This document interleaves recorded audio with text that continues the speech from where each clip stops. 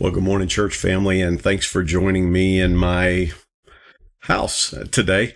Obviously, you can tell that I'm under the weather a little bit, and my wife is as well, Noemi, and Joe's been sick. So there's been a few of us that it's been going through the house and did not want to share any of this with you guys.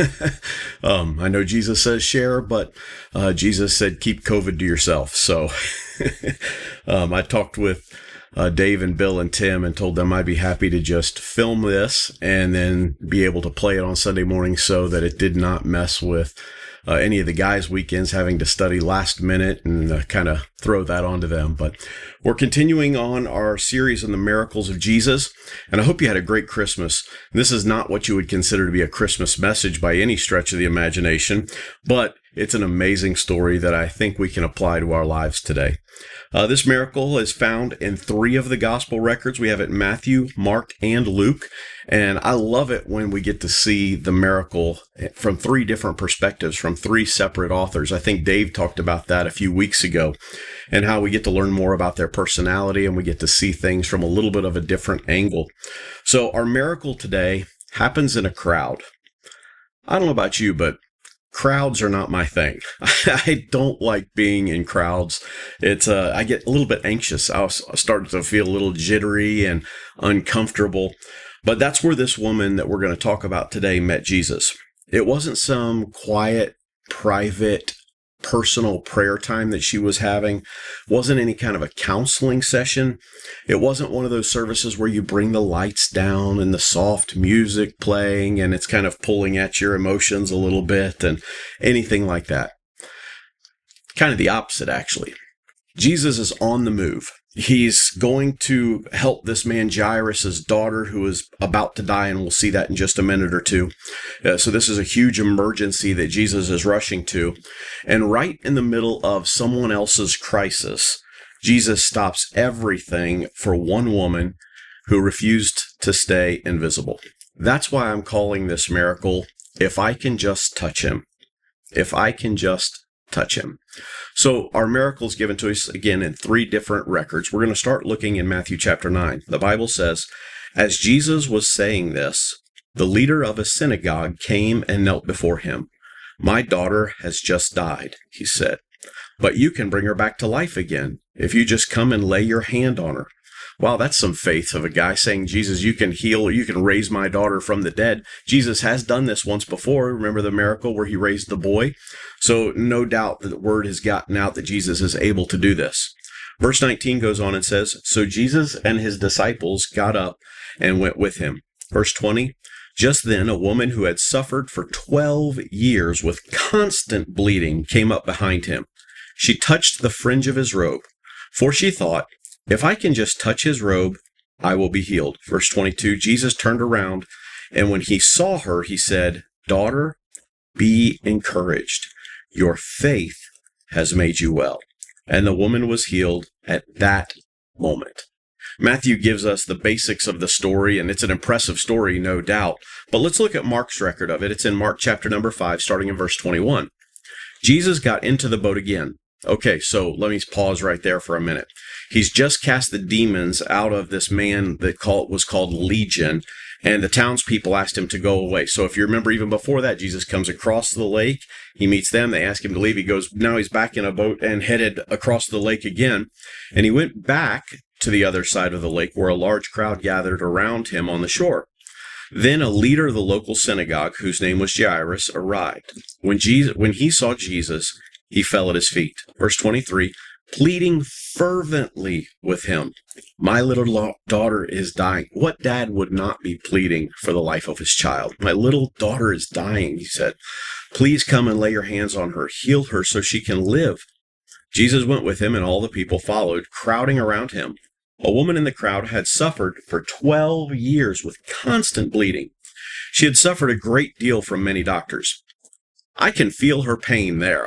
He suffered a great deal from many doctors. I've suffered at the hand of some doctors myself. That's why I believe they call it just practicing medicine. She's been suffering for a great deal from many doctors. And over the years, she has spent everything she had to pay them. Everything. She spent every everything, every penny she had trying to pay these doctors to get help. But she had gotten no better. In fact, she had gotten worse. She had heard about Jesus, so she came up behind him through the crowd and touched his robe. For she thought to herself, if I can just touch his robe, I will be healed. Immediately the bleeding stopped, and she could feel in her body that she had been healed of her terrible condition. Jesus realized at once that healing power had gone out from him. So he turned around in the crowd and asked, who touched my robe? One, how can you possibly know who it is in a huge crowd bumped into you? You ever been in a big crowd and people bumping into each other? Can you imagine that scenario and somebody turning around and saying, who just touched me? Who just touched me? But that's what happened. And also, too, like Jesus didn't know who it was or what was going on there. Of course, Jesus knew. Verse 31 goes on and says, his disciples said to him, look at this crowd pressing around you. How can you ask, who touched me? But he kept on looking around to see who had done it. Then the frightened woman, trembling at the realization of what had happened to her, came and fell to her knees in front of him and told him what she had done. And he said to her, daughter, your faith has made you well. Go in peace. Your suffering is over. I can't wait to hear Jesus say that to me. It seems like ever since we moved to Kansas, I've had some physical problem after physical problem. Maybe it's Kansas. No, I'm just teasing, of course. But I had one esophageal cancer, pre-Barrett's disease, where God healed me of that. Wasn't long after that, and I had the internal bleed that took 3 years. And then I had the surgery that fixed that. And about 4 or 5 months later, I was hit on the interstate and had to have rotator cuff and labrum and my back issues from the car accident. And it just seems like it's one thing after another. And now I'm sick again. So I can't wait for Jesus to look at me and say, son, your suffering is over. What a day that will be, as the old hymn says, when my Jesus I shall see, when I look upon his face, the one who saved me by his grace. When he takes me by the hand and leads me through the promised land. What a day, glorious day that will be. No more suffering, no more sin, no more pain, no more death. It'll all be gone. We'll have a perfect body. We'll get to spend eternity with our Savior. I can't wait for that day. All right, now let's look at Dr. Luke's record of the story. Luke chapter 8, verse 40. On the other side of the lake, now again, remember, Jesus has just been turned around and run out of town for killing a bunch of pigs. The crowds, well, and by pigs, I mean literal animals. So the crowds welcomed Jesus. Well, that's quite a different set of circumstances, quite a different reception than the last one he had gotten when he got off the boat, because they had been waiting for him. 41. Then a man named Jairus, a leader of the local synagogues, came and fell at Jesus' feet, pleading with him to come home with him. His only daughter, who was about 12 years old, was dying. And Jesus went with him, and he was surrounded by the crowds. A woman in the crowd had suffered for 12 years with constant bleeding, and she could find no cure. Like I said, I can relate to that. Mine was only 3 years. Hers was 12. That's a long time. Coming up behind Jesus, she touched the fringe of his robe. Immediately, the bleeding stopped. Who touched me? Jesus asked. Everyone denied it. And Peter said, Master, this whole crowd is pressing up against you. But Jesus said, someone deliberately touched me, for I felt healing power go out from me. When the woman realized that she could not stay hidden, she began to tremble and fell to her knees in front of him. The whole crowd heard her exclaim why she had touched him, and that she had been immediately healed. Daughter, he said to her, your faith has made you well. Go in peace. This poor woman has been suffering for 12 years. Like I said, I thought I had it bad with 3 years of bleeding. This woman had 12 years of bleeding. 12 years is a long time.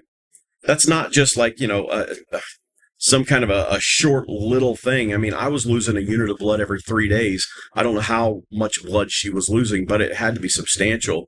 12 years, that's not just like a bad week or a bad year. That's not even just like a rough season of life. That's like a life-changing thing. Everything changes.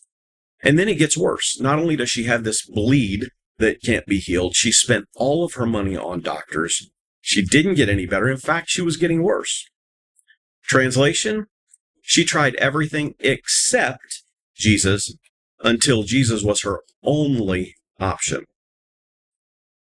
Some of us don't come to Jesus because we're humble. It's not like we're coming to him because we're just so, humility just exudes us. Many people, we come to Jesus because we're out of other options. He's the only option left. It's like we wait to go to Jesus until it's the last resort. But can I tell you, Jesus isn't offended by that? That doesn't hurt his feelings. He wants us to come to him. He's that Father who loves us and cares about us and wants us to come to him. So this woman is coming to Jesus. She's been through so much. And now she's there. She touches him.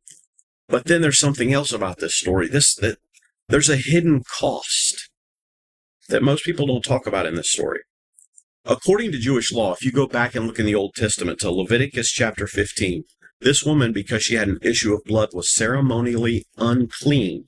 That means no one was supposed to touch her or they would be unclean. That means she could not touch anyone else or they would be unclean, even though she did do that. And she was not supposed to be in a crowd, and she did that as well. So this isn't just a little health issue that she has. This is social isolation. This is like spiritual shame. She couldn't even go to the temple.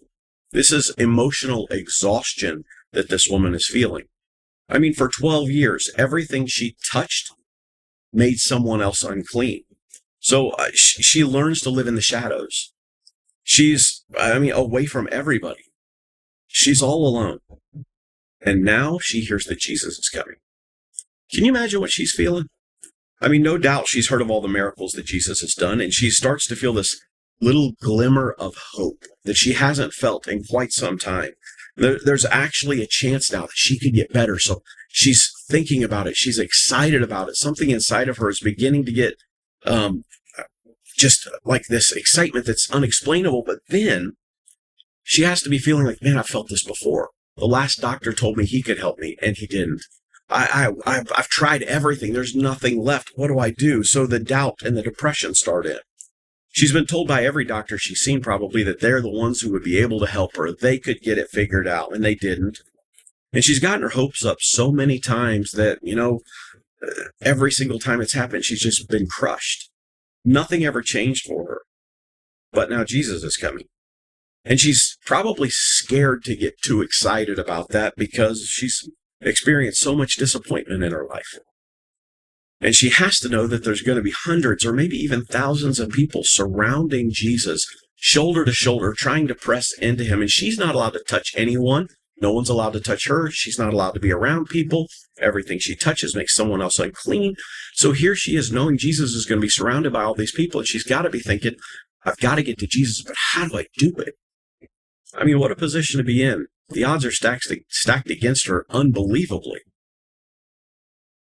It's a story of depression and despair. But then everything changes in her story. And I want to point out a couple lessons that we can learn from this miracle this morning. Here's the first one. Faith does not wait for permission. Faith doesn't wait for permission. Mark chapter 5, verse 27 says, she had heard about Jesus, so she came up behind him through the crowd and touched his robe. She didn't ask. She didn't announce herself. She doesn't schedule a meeting with Jesus. She doesn't come forward at the invitation or anything like that. She just says, if I can touch him, I'll be healed. That's not polished faith of going through all of the ceremonial stuff like that. She's not making a scene about this. This isn't polished faith. This is desperate faith. She was desperate. And desperate faith acts when polite faith still is praying about it. She had to get to Jesus. And I thought some of us are waiting for the perfect moment, the perfect prayer, or the perfect set of circumstances so that we can get in front of Jesus, so that we can touch Jesus, so that we can encounter Jesus. But she just reached out. So the first lesson is that faith does not wait for permission. Here's the second lesson. She reached out in faith, but she still had fear. She reached out in faith, but she still had fear.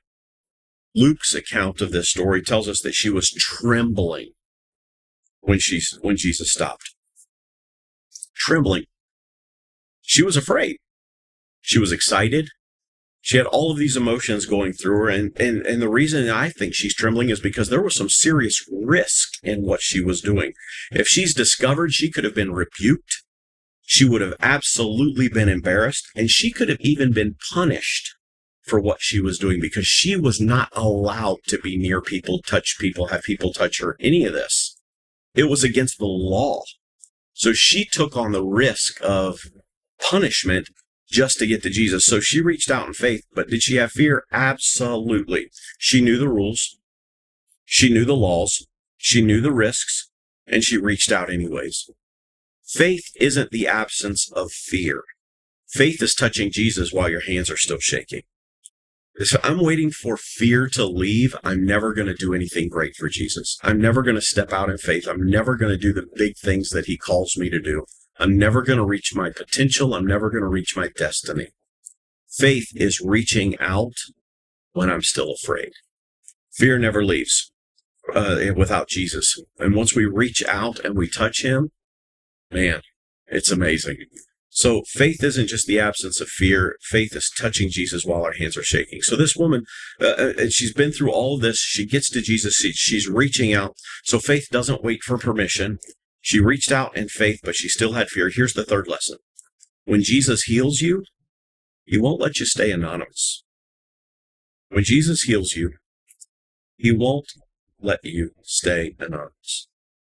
Jesus stops and asks, who touched me? Jesus knew what had happened. He knew that he says he could feel the healing power go out of him. Jesus, in his omniscience, knew that what was going on with this woman.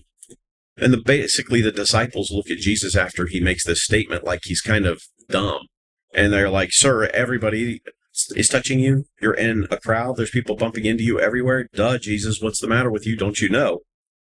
But Jesus knows the difference between people brushing up against him and somebody pulling faith out of him, reaching forward and doing something, getting that touch of Jesus. Why did Jesus ask her? Or why did Jesus ask who did this?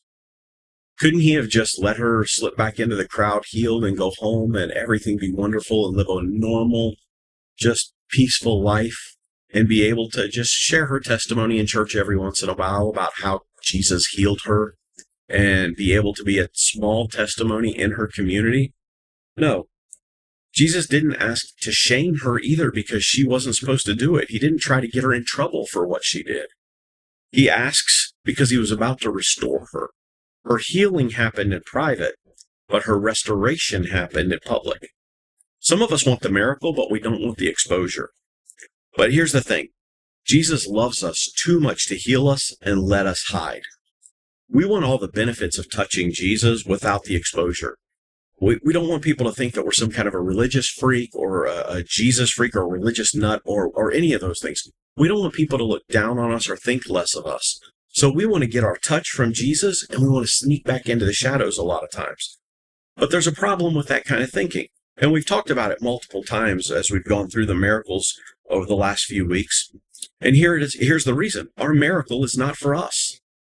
Jesus didn't heal this woman just so that she could live a comfortable, normal life, go back and spend time with her family and re-enter society. That's not why Jesus healed this woman. Her miracle was not for her. Her miracle was for others. Our miracle is for other people. Our healing or our miracle is not just for us, it's for others. It increases their faith. It draws them to Jesus. It gives them the faith to step forward and to try to get with Jesus and to have an experience like that. It increases other people's faith along with ours. So faith doesn't wait for permission. She reached out in faith, but she still had fear. And then 3, when Jesus heals us, he won't let us stay anonymous. Here's the 4th lesson we can learn. Jesus transformed her identity from unclean to daughter. From unclean to daughter. What does that mean? Well, Jesus looks at her in Mark chapter 5, verse 34 and says, and he said to her, daughter, your faith has made you well. Go in peace. Your suffering is over. Let me ask you, how many times has Jesus, or did Jesus, overall in Scripture, how many times did Jesus call someone daughter? Can I get some Jeopardy music? Do, do, do, do, do, do, do. How many times? You ready for the answer? 1. Here. It's the only time Jesus ever called anyone a daughter. And that's not by accident. He doesn't call her by her problem or the issue of blood. He doesn't, when he refers to her, doesn't talk to her about, oh, here's the woman who had an internal bleeding like I did, or here's the woman who has an issue of blood for 12 years, or here's the one who had cancer, or here's the one who had this problem or that problem. He didn't introduce her or talk to her by her condition. He didn't talk to her by her issue or what she was going through in life. He didn't call her by her sin. Oh, this is that woman who sinned and she's suffering physically because of her sin. He didn't talk to her and call her out by her mistakes that she's made in her life. He calls her daughter. He calls her family. See, your miracle is not just about fixing what is broken. It's about restoring who you are. So let me ask you this. How does a story about a woman who has an issue of blood, a bleeding issue, a bleeding disorder over 2,000 years ago, how does that impact me? What does this story have to do with me? How can this story help me? Well, she was healed over 2,000 years ago. True. Yeah. It happened a long, long time ago in a galaxy far, far away. Yeah, it did. This is the point where a cool story gets a little uncomfortable. You see, there are 3 ways that we can apply this story to each of us today. Here's the first one. We need to stop letting our shame decide our distance from Jesus. We need to stop letting our shame decide our distance from Jesus. This woman had every reason not to come to Jesus. It was against the law. She could affect other people and cause them to be unclean. She's been through so much. She could have used any excuse in the book. Why not to get to Jesus? Can I tell you, when you're losing blood or when you have a bleeding disorder or something where you're losing blood like this, it makes you tired. You don't have energy. I'd fall asleep driving down the road in meetings, sitting on the couch. I'd come home and eat dinner and I'd be out cold till the next morning. She could have used any kind of excuse for not getting to Jesus. And Jesus never once looked at this woman and said, hey, you should not be here. Your past, your problem, your issue that you're dealing with, you shouldn't be here. You need to go away. I'll come to your house privately and talk to you. He never says anything like that. If shame is telling you to stay back, it's not Jesus talking. It's the enemy. So we need to stop letting our shame decide our distance from Jesus. Doesn't matter about our past. We need to do whatever it takes to get to Jesus. Here's the second way we can apply this to our lives today. Here it is. Faith moves us to action before our feelings can catch up. Faith moves us to action before our feelings can catch up. She didn't feel healed at first. She reached out and she touched him first. She didn't just get close to him and all of a sudden think, oh man, I can feel it. It's coming. I'm getting healed right now. No, she reached out believing that she was going to be healed before she was actually healed. She had to put some action to her faith. She reached out before she was healed. And most of our breakthroughs that we're going to experience in life come after we obey, not before. See, there's a part that I have to play. There's a thing that I have to do. I have to be willing to step out in faith to follow Jesus before I get the blessing. And this woman had to reach out and touch him before she got the healing. Here's the third way we can apply it. Don't just touch, testify. Very simply, don't just touch, testify. Jesus didn't want her healed. Let me rephrase that. Jesus didn't just want her healed. Yes, he wanted her healed, but not just healed. He wanted her free. That was the most important part. He wanted her free from hiding. He wanted her free from fear. He wanted her free from her disease. He wanted her free from the labels that were put on her. He wanted her free from the silence that she's been living in. See, our testimony, sharing what's happened to us, might be the final step of our miracle, taking it to the next level and giving us freedom that we've never experienced before. This woman didn't interrupt Jesus' mission. She was his mission. She was the reason that he was here. What she did revealed the heart of Jesus. Luke 19:10 says, "For the Son of Man came to seek and to save those who are lost." She was lost. She was sick. And she needed Jesus even more than she even knew, not just for the blood issue, her physical issue that she was struggling with.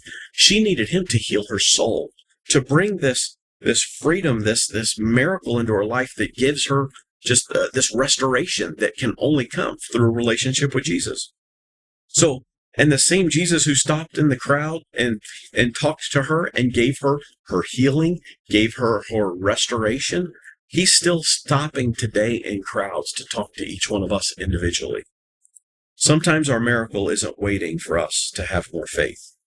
Sometimes it's just waiting for us to reach out with one honest touch and to take that step towards Jesus. So, what areas in your life do you feel like you have an issue of blood? What area of your life do you feel like there's something that is wrong that you need to get to Jesus? Can I tell you, he's as close as the song says, he's as close as the mention of his name? Yes, but he's as close for her and for us as just reaching out. When she reached out and touched him, everything changed. So it puts the ball into our court. Do we want that healing? And healing may be different than what our idea of it is, but Jesus will heal us. Do we need restoration in our relationship with him and with others? All we have to do is have the faith to reach out and touch Jesus. Get close to Jesus, because when we do, that's when the healing happens. So what area of our lives today do we need to reach out and touch Jesus? I'm going to finish up here and I'm going to turn it over to the guys. And you guys, I hope you have a great discussion about this. And I look forward to seeing you all next week. God bless you. I love you guys. Have a blessed day.